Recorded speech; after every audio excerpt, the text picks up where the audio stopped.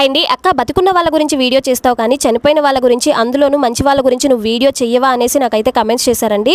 ఈ కమెంట్స్ నిన్న నాకు చాలానే వచ్చాయన్నమాట. రీసెంట్ గా విశాఖపట్నంలో ఒక నిండు గర్భిణిని వాళ్ళ హస్బెండే చంపేశారు కదా. ఈ విషయం గురించి మీరు నాకు చెప్పకపోయినా సరే నేను వీడియో చేయాలనుకున్నానండి. ఎందుకంటే ఒక నిండు గర్భిణి, అందులోనూ ఒక పసిపాప అనమాట.